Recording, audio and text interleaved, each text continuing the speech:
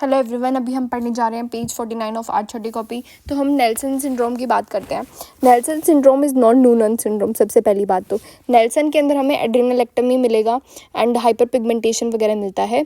फिर उसके बाद नेक्स्ट पॉइंट है हमारा, अच्छा ओके, मान लो कोई इंटरवेंशन किया आपने, PCI किया है, एंजियोप्लास्टी कुछ भी किया है, तो आपने कॉन्ट्रास्ट दिया है। अगर कॉन्ट्रास्ट के बाद विद इन 48 आवर्स अगर आपको कुछ किडनी को कुछ हो रहा है तो that is are AKI associated with it, CIN बोलते हैं उसको हम। अगर मान लो it is not related to that contrast and eosinophil increase बोल दिया तो it is your atheroembolic nephritis. दोनों में कॉन्ट्रास्ट से रिलेटेड इज CIN एंड अगर वो नहीं है, ईओसिनोफिल बढ़ा हुआ है, एथीरोएम्बोलिक नेफ्राइटिस होगा।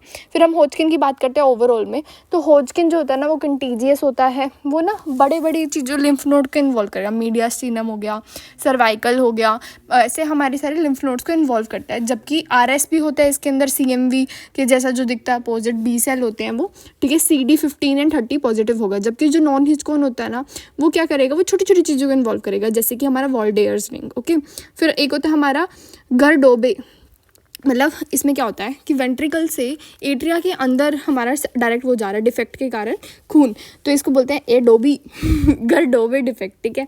फिर हम RCC के बारे में देखते हैं।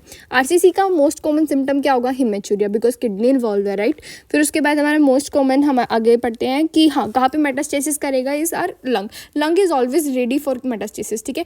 अभी हमने एक पॉइंट क्या पढ़ा था कि हम वो ट्रांसप्लांटेशन लंग का नहीं करते हैं बिकॉज मैक्सिमम रिजेक्शन होता है, just trying to integrate nothing else. फिर उसके बाद मोस्ट कॉमन पैरानियोप्लास्टिक हमें क्या मिलेगा RCC के अंदर, ESR का बढ़ना, ठीक है। फिर अगर मान लो लिम्फ नोड जो है वो इन्वॉल्व हो गए, that is a poor prognosis because mainly ये मतलब हमारे हेमाटोजीनस स्प्रेड होता है।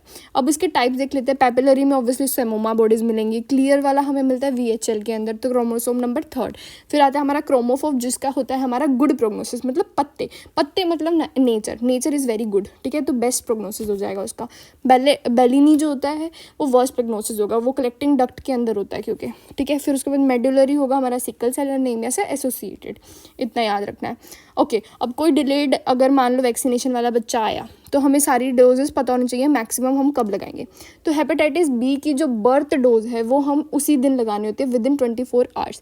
OPV अगर मान लो मिस हो गया तो 0 डोज जो होगी वो 15 तक जाएगी, 15 डेज, ठीक है।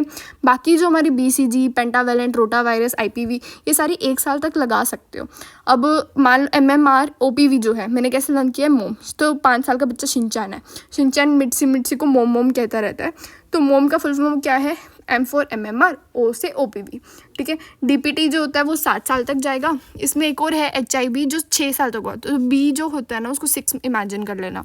फिर जापानीज एनकेफेलाइटिस तो वैसे भी पता ही है कि 15 ईयर्स तक आप लगा सकते हैं, ओके। एक एड ऑन पॉइंट है विटामिन A जो होता है ना, उसकी पहली डोज होती है 1 लाख, उसके बाद वाली सारी डोजेज होती है हमारी 2 लाख, ठीक है। वापस से रिवाइज करते हैं। हमारा BCG, रोटा, पेंटा, IPV 1 साल तक होगा। फिर मोम इज़ द ट्रिक, 5 साल छिंचन जो है मोम चिल्लाता रहता है, एंड DPT जो है वो 7 साल। Thank you.